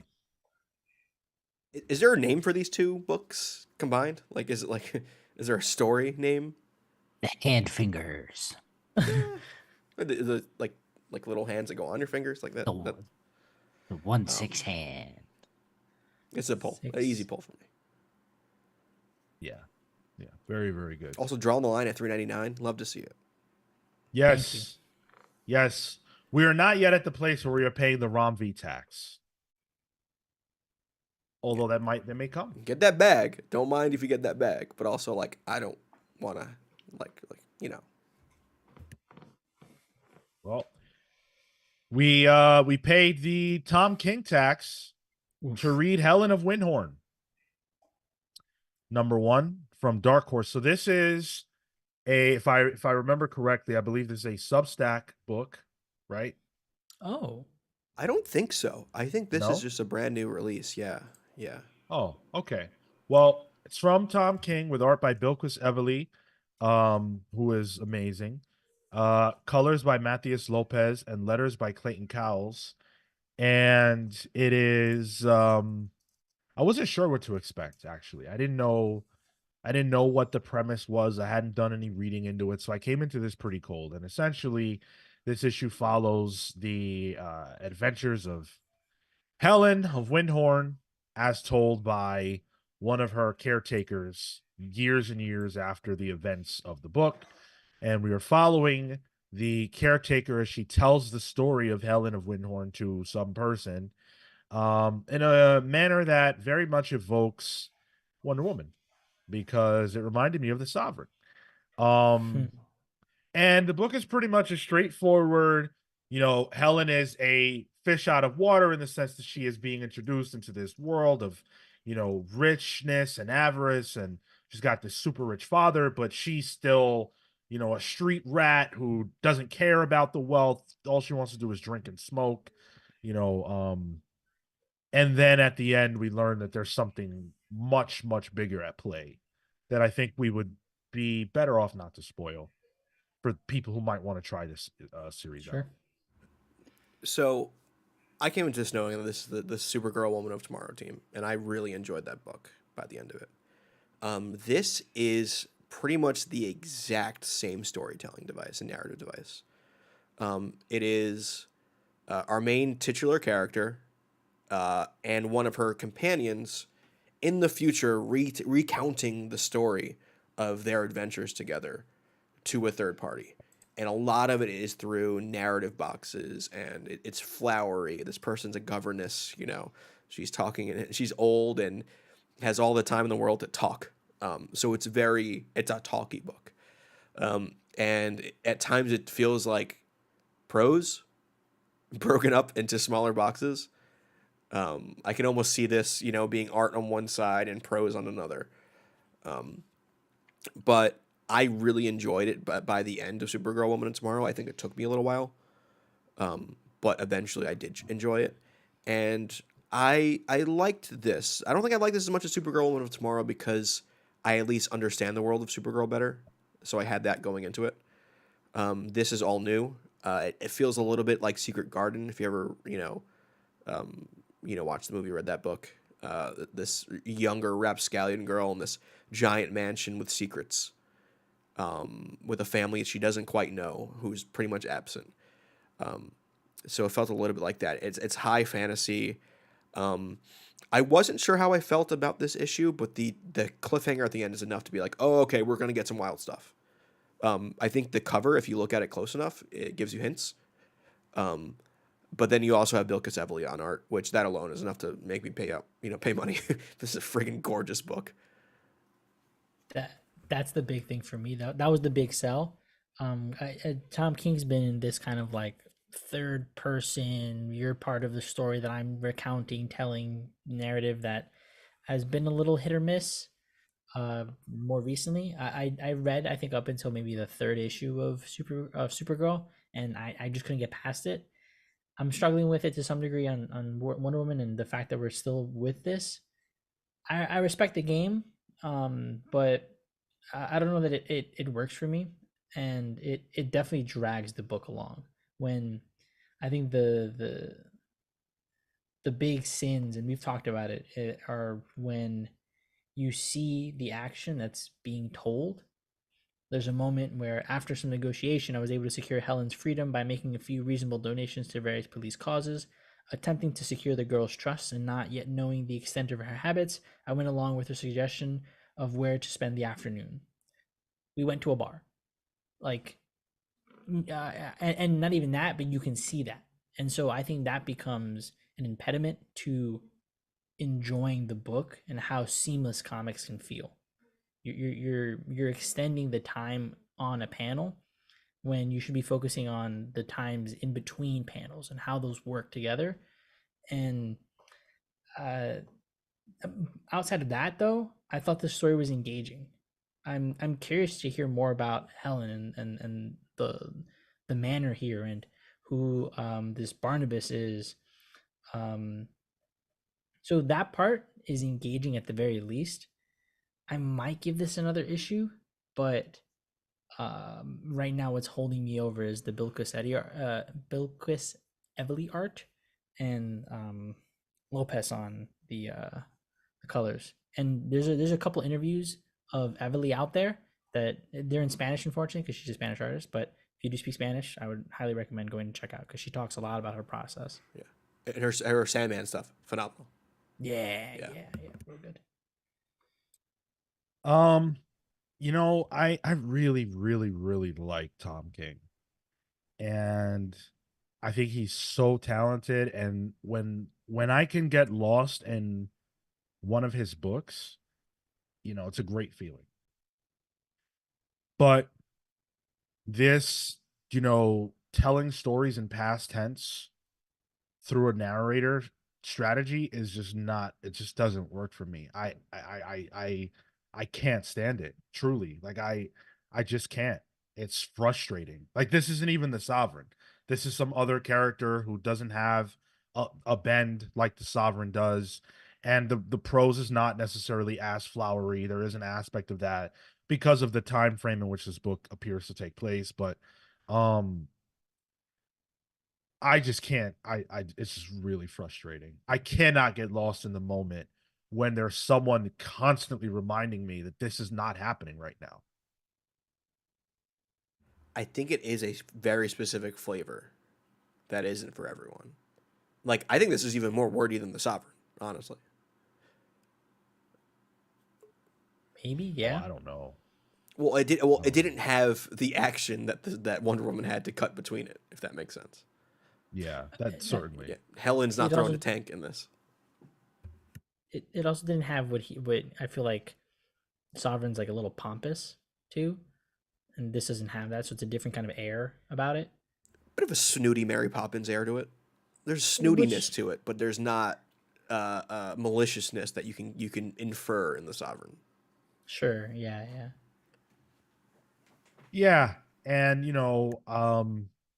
I'm interested in Helen. I'm interested in the way the book ends, but I don't know, man. I just can't get lost in this. And again, it really feels like a prose it feels like prose over comics. It doesn't feel collaborative, and I'm sure it was. I have no knowledge of the creative process here, but it feels like this could have just as easily been Tom King's Helen of Wyndhorn novel, but it isn't. It has art in it.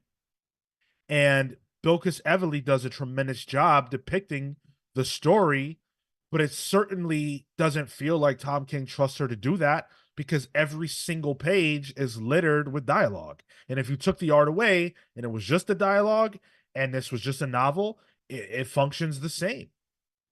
You're right, though. There's no heavy lifting on Bell. He doesn't let her do anything, it feels like. From a storytelling standpoint, every single beat that she hits is in the prose. Man.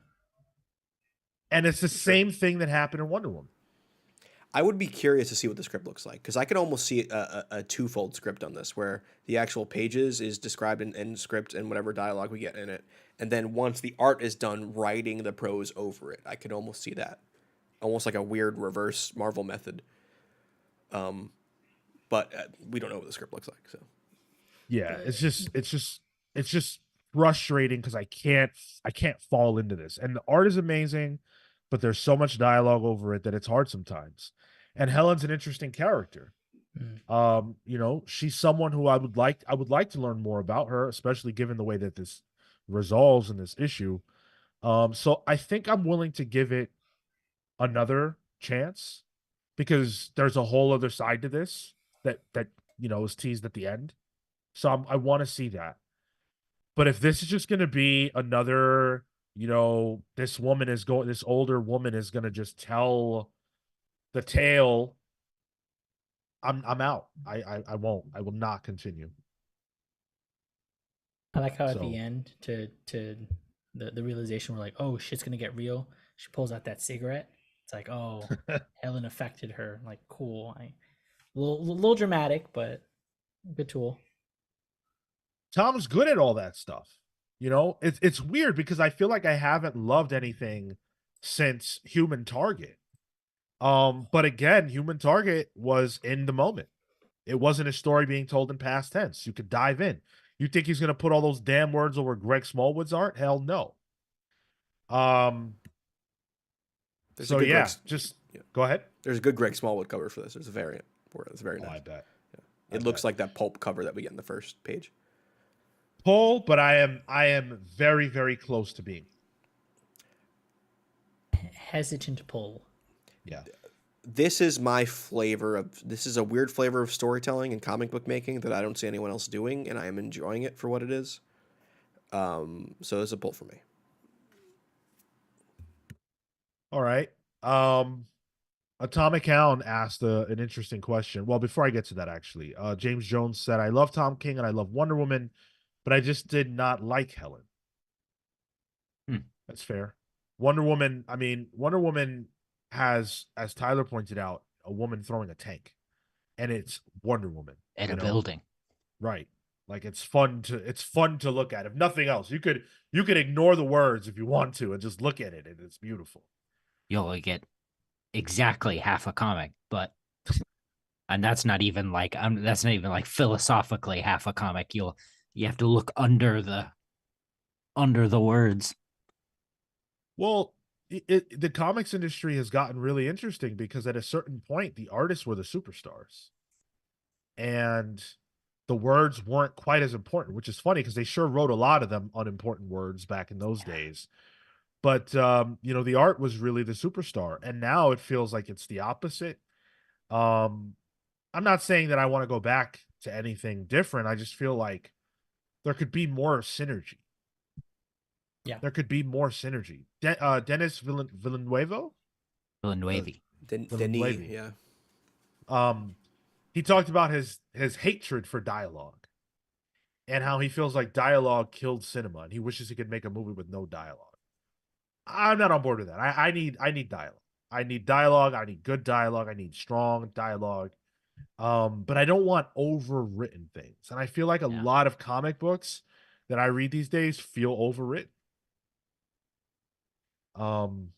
I don't know. You look at a Jonathan Hickman book, it's got words in it. Every word feels so crisp and like on point. Even Brian Edward Hill, like Yeah, his waste stuff no is time. it's succinct. I'd be curious to wonder like what influenced this type of storytelling in comics. Like you look at the Bendis era, and you could think, all right, The West Wing was real popular at that time. Walk and talks were a thing. There's got to be some influence there in terms of the way that storytelling was done. Definitely. And then like The Sopranos, Yep. and Yeah. that's well documented. Yeah, I'm just trying that to was a see. massive shift. Yeah, I'm just trying to see what the shift is. Is it the shift of actual novels being real popular now? Like book talk is a thing. People. Nah, Yeah, nah. I think It's what Kale said. Yeah, I because think it's not that new. I think it's generously, I think it's Tom King trying a thing. Yeah. One of Meisner's for Supergirl. So Yeah, it's a mixed results, right? Like and to different audience, so or mixed audience. So Marowak Skuro says, I think Helen felt empty. King could have put more content. It's number one. I don't know. I think we get an understanding of who Helen is, her character. You know, I bet if enough so that I bet if she got placed in in a situation, I can maybe even predict how she might react. It'd be a little brash, bold. So I think there's enough there. Now it's just getting to know her. See, I find that I agree with Marowak Skuro because I do because the issue gives you a clear picture of who it is that we're going to be following, but it certainly doesn't give us any idea of, or very little idea at the end of what we're going to be following her doing. And I think that that is quite important for an issue 1 at 4.99. So I do feel like there could have been more of a balancing act there. Yeah. I think for me, it's just that Wonder Woman and Supergirl have inherent understanding built into them. This is a new character, so I think it loses a little bit of that.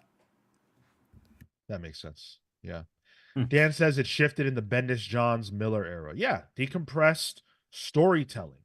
Yeah. Absolutely. And what was popular in those years? Stuff like The Wire. Look at what Rom V referenced in The One Hand. You know, stuff like The Wire, stuff like The Sopranos, like Kale said. Even shows like Buffy the Vampire Slayer had an impact on the way that dialogue is utilized. Joss Whedon had more influence on dialogue in television than almost anybody in the last 20, 30 years. I think you could also, there are certain people you could talk about, but Joss Whedon influenced dialogue in a major way. There's a direct line between Joss Whedon and Brian Michael Bendis in terms of dialogue. Let's see. There was another comment I wanted to get at. Oh yeah, Tom McCown. Yeah. He said, between Image, Dark Horse, Boom, and others, how do teams know which publishers to go with besides others? Or is that the only consideration? Considerations other than money. So I think that it is primarily based in relationships. When Brian Hill was on the show, he talked about how when you're dealing with Marvel or DC, like you're not really dealing with Marvel or DC, you're dealing with whoever's assigned to you. You're dealing with whatever editor and creative team you are working with. So if you happen to know, let's say Brian Cunningham, right, who was just announced as the editor in chief of Ghost Machine, congratulations. But if you know Brian Cunningham and Brian Cunningham works at Ghost Machine, and you guys have a great relationship, he might reach out to you, Atomic Count, and say, hey, pitch me a book. We've got a hole in our schedule, and I really like you, so why don't you pitch me something? And then you pitch him something, and he says, hey, I love it. And then now all of a sudden you work for Ghost Machine. Never met Jeff Johns. You never met, Jason Fabach or anybody else. You only know Brian Cunningham, and that's your way in. So I think that's a lot of it. Obviously, money's a factor too. Contracts are all those things are factors, but you're probably going to work where you have a relationship. I also big advice people give new creators is to send in projects that publish things like your book. Yeah. So if you have a sci-fi book, you'd probably send it to Image. If you have a horror book, you'd probably send it to Boom or Dark Horse. I sort of I wonder at what level that doesn't work anymore. The Tom King level. I think so. Yeah. And I think that's where the relationships come in, because you can just, the companies want you. Exactly. They're asking you to pitch. Yeah. More than anything. I mean, my God, look at the feeding frenzy over James Tynion books. Like, companies are obsessed with getting him because when he puts out a number one, it sells like hotcakes. World Tree was the only major owned IP book to crack the top 50 last year. Yep. So there you go. You're welcome, Atomic Hound. Thank you, buddy. So let's get into the stack this week. Let's get into my stack. So this is where we all place our bets, and I reveal how many books I bought this week in an effort to try to help curb my addiction, which is comics. Now, as you all know, we read 7 books this week. It's a lot. Damn. And I bought more than that. So where are we putting the overrun? What's the number? I have mine. I have a question. Yeah. Oh, okay. Yeah. First, is the floor open for questions? It fucking better be. This was a big ass week. Yeah. And you know that by the books that were in the poll last week. Are all those books in your stack? Yes. Don't give that answer. Ugh. Well, of course they are. The reason I ask is I think he said this last week. He did. I did. Yeah, I wouldn't have just pulled that out of thin air because of the count. So really, we're at 11. To start. As a baseline, like guaranteed. So Marowak and Hunter Vaughn, you guys are going to definitely want to up them numbers because I bought at a minimum 11 comics. I don't know the number. It's more than 11. I am going to maybe go the interesting route here, where I think a lot of the stuff that was on the poll and that we read is majority of Sean's stack. It's a big week, but a lot of it is number ones as well, which I don't know if Sean's in the place to be picking up, Black Widow, Hawkeye number one. Although I think it's written by chump. I think it's written by Stephanie Phillips. It's written by Stephanie Phillips, so maybe. I'm going to go with 13 here. I think the other books are Green Lantern and Wolverine. I'm going to even say the other 2 books I think they are. Oh, that's so fucking interesting, Tyler. That's so interesting. I can't wait to get into this. Flo said, I can tell you don't have a kid, Sean. Damn, 7 books in a week. Oh, my man. Well, how many books does a person, I don't know, like, dude, we got to do these reviews. So if I only buy the books we review, we all had to read set. Well, Kale read 6, but we essentially all read 7, and then the poll books. How could I not buy them? I have to. They were the big books. Yeah, like any other week, those would be our headliners. What are you not going to buy, Spider-Man? No, that's crazy. Yeah, that's a crazy. given. Whether you're liking the book or not, you were buying Spider-Man. There will never come a time when I'm not buying Spider-Man. Well, let me not say never, because I would have said that about Avengers, and I ain't buying that. Yeah. That was not on my stack. I would expect you to put away a fund for when you're dead to still have somebody be buying Spider-Man comics. So I wouldn't even say death would be the end of it for you. He's gonna put it into a trust and then. Yeah. You know what? I'm gonna say 21. Ooh. Whoa! You're bugging. I'm gonna say 16. Atomic Hound said 17. We've got Vincent Flanagan at 19. Hey, Vince. Rami at 16. Marowak at 12. I really think you should change that. Uncaged said 16. Dan at 15. Love to see all you guys throwing your numbers out there. Yeah. And then Hunter Vaughn going 16. to 16. Yeah. Oh, Flo, that's funny. Flo said, fair enough. That's why I only interview creators for books I'm pulling. Dang, yeah. What I do is we book them, and then I'm like, oh, I should probably know what they do. Like when we did Kelly Thompson, I had read literally one Kelly Thompson book, but I'm open about that. I told her that because I wanted to underscore how good she is. And I jumped on and I was like, holy shit, I've missed out. Fuck me. I'm the idiot here. All right. And maybe I'm the idiot for my stack count. We'll find out in a moment. So we've got the 7 we discussed. Yep. All right. Avengers Twilight, to the surprise of no one, number 4. This was awesome. This was a fucking awesome book. Really, really good. It's the final issue, right? No. No? Okay, I thought it was a 4 issue. Okay. Yeah. I'm not sure how long it is, but there's more to come. I picked up Ghost Rider Final Vengeance. This is where we are seeing the debut of the new Ghost Rider, which I'm very excited to dive into. I was flip-flopping on whether or not you bought that one. Okay. Right. Yep. I see why. Should have known the hood's coming. You got to get ready for it. The Immortal Thor, number 8, of course. This was on the poll. I'm not skipping this. Al Ewing is in his era right now. Like there's no reason anyone should not buy an Al Ewing comic right now. Amazing Spider-Man number 45. Had to do it, of course. Not over it.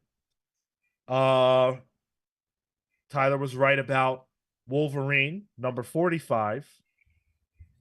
But now we are far away from the number that you threw out there, I think, Tyler. No, we're still at 12. Oh, we 13. So he said 13. Yeah. I said 13, okay. But it's already going to be at least 14 at this point. He was walking right past it. Yeah, that was 13.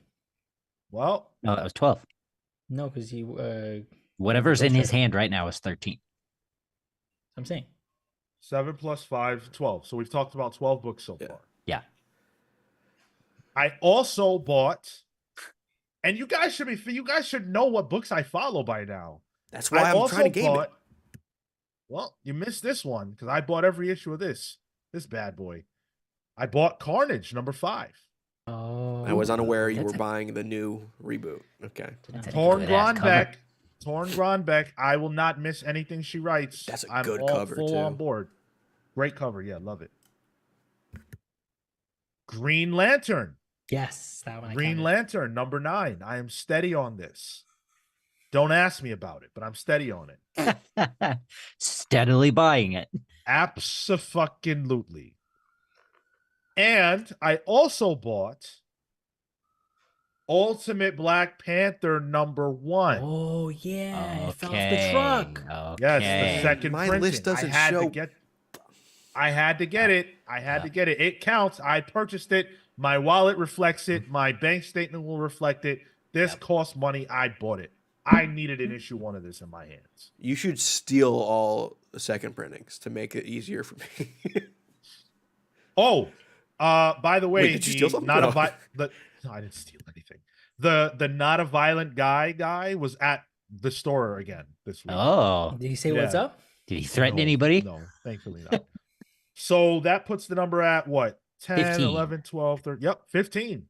Was Wow, I that's not it. here for Wow. this not a violent guy discussion? Yeah, you missed that. Shit. Okay. I'm very curious now. But I was close. it's a good I start. literally, Sean, I had Carnage and Ghost Rider like as maybes because I know you had been reading them at some point, but I wasn't sure with the Ghost Rider thing being like the end and Carnage being that new run. Okay. I think I could do this pretty consistently though. I think I'm okay. I think I'm ready. I All right. understand your tastes. Well, we had a lot of people go over today, boy.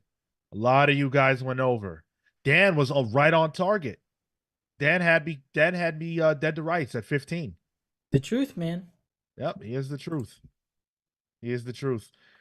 Flo Dameron said, my son is not going to school because I'm reading Blood Hunt. Wait. I wasn't even going to get into this week because I Uh-oh. think I did this bit last week, but I'm going to do it again just because you said that. When I turned to Black Panther, when I was reading Black Panther, and I hit the fucking Blood Hunt double page ad, I was fucking blown away. First of all, look at this. Look at this double page Whoa. ad. right? Oh, that's pretty good actually. It's so serious. No, it's good. It looks good. My Yeah. problem with it is that in all its seriousness, it says who will bite it. Yeah. That's the tagline. And they're doing all this for a fucking vampire event. This shit looks like Civil War 3. It's a vampire event. Look at Blade. I'm telling you guys. You have all these Avengers, right? And then you have Blade. The vampire stuff in Marvel that's been brewing is good. I'm excited for Blood Hunt. And then you got fucking literally like 59 tie-ins, and Flo Dameron cannot send his child to school. Have you seen the price of the tuition is not as high as the cost of Blood Hunt? I mean, that seems like a parenting issue, if I had to be honest. Be that as it may, my man wants to read his comic books. Why are we in the era where you have to choose between sending your kid to school and reading Blood Hunt? Yeah. Well, people are used to comic him. book fans not actually impregnating people, so they're not used to this dynamic. Yikes! Yeah, it's crazy. Oh my god, yeah, Hunter, you almost had it. Dan, what omnibus do I win? You better get out of here. I'm not betting with anybody anymore, by the way. I'm done with that. I got to send out Kefis's book. He won the Fantastic Four by Hickman, Volume 1. I got to send that out to him, and then I'm shutting the bets off. We still don't forget we still have ours too. Oh, yeah. I know. I like how he picked Fantastic Four. That's appropriate. Very appropriate. Yeah. Very appropriate. That worked out. Let's see. Any more good buy one more Uncaged? Listen, man. He will. He can't, but he will. I'll buy several more down the road. That's for sure. And I'm gonna have to buy here soon The Incredible Hulk Future Imperfect, because that won the book club poll over on patreon.com/thecomics-pals. So if you guys want to be a part of that, make sure that you grab your copy, whether you're buying it or you're dusting it off because you already own it. You guys chose it, so some amount of you have read it.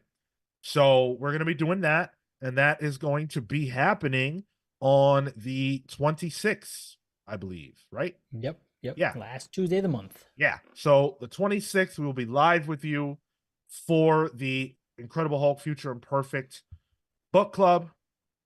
George Perez, I believe, on art. Ooh. So something to look forward to. Something spicy to look forward to. It looks like it might be out of print in terms of trades right now, but don't buy the Secret Wars one. That's the one that's currently in print, but it's available digitally. I was just looking at it right now. Yeah. I'll get mine somehow. By hook or crook. All right. The next time we will be live with you is this upcoming Saturday. We're going to be talking that X talk, because there is a ton of X-Men news to discuss and dive into. Plus, a lot of other things have happened this week. I'm very excited to talk about this week. As a tease, we're going to be getting into what Peach Momoko had to say about all the criticism of Ultimate X-Men.